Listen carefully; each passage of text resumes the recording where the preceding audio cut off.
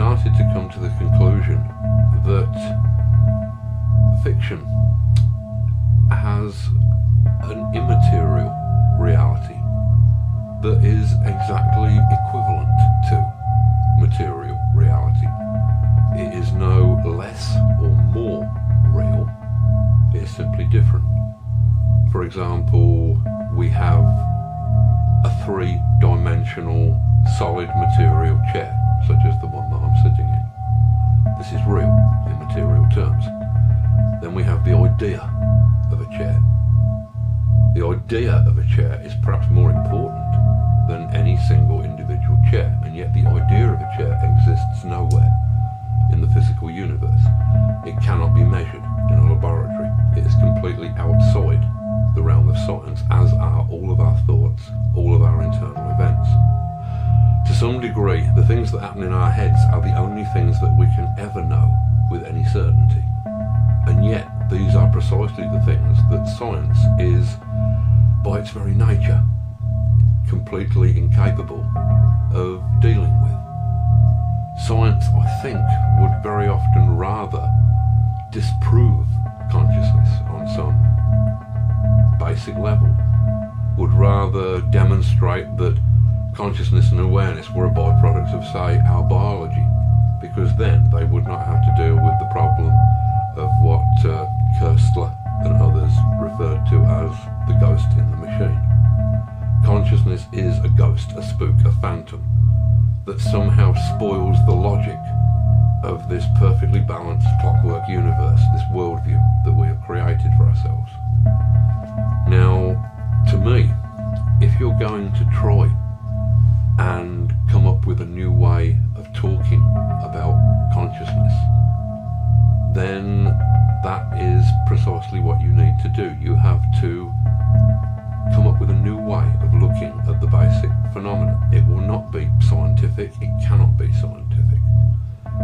But for me, what it came down to was understanding the world inside our heads, the world of consciousness, as a world, as a space, as a kind of space that had its own rules, had its own unique properties, and was just as demonstrably real as the three-dimensional physical space which we inhabit.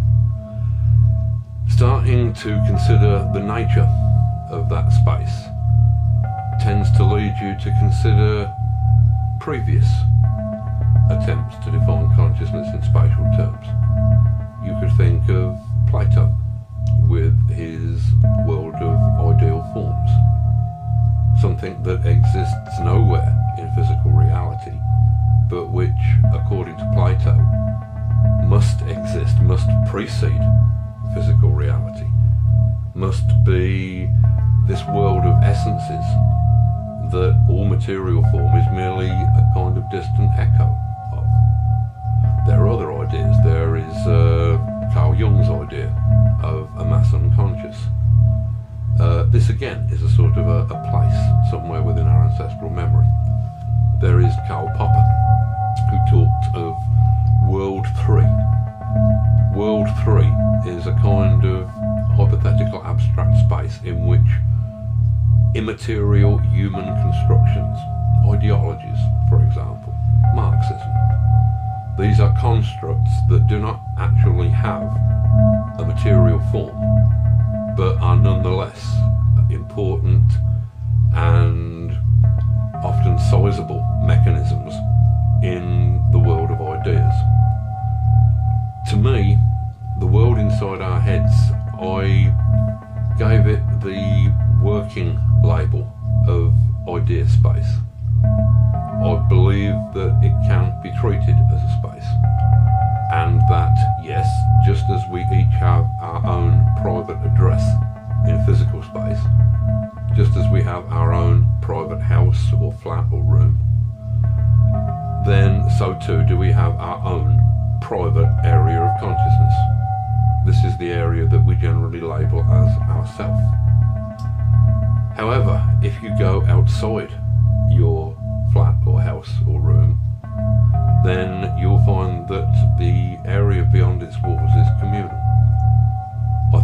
may also be true of the kind of conceptual space that I'm talking about. That if you wander out the back door of your mind and personality, wander down its back alleyways, you might find yourself in a deeper area of that mental space than the one that you are usually accustomed to. You might find that there are different rules which seem to apply in these deeper areas of consciousness. You might find that there are people, creatures, things living there, flora and fauna. And to some degree this is central to all my ideas of magic. And by magic I mean basically what everybody means by magic. I mean a rabbit out of a hat. I mean something emerging demonstrably from nothing. So to a certain degree, in that I would include our physical universe emerging from a single point in a quantum vacuum. I would include any human thought or idea or work of art which demonstrably starts out nowhere, starts out in the silence of our minds. First there is no idea, then there is the flickering of an idea, then there is a fully realised idea, and then finally we have a physical artifact which we can hold in our hands. We have a book, we have a painting. This to me is a magical act. Any act of creation is a magical act, which is probably why I tend to express most of my magical thinking in terms of creative acts. If I can turn it into a piece of writing or a set of images or a performance so that other people can share the information concerning that realm, then to me that is part of what a magician's job is. It is almost that the magician acts as a travel guide or an overseas reporter, if you like, from this phantasmagoric, platonic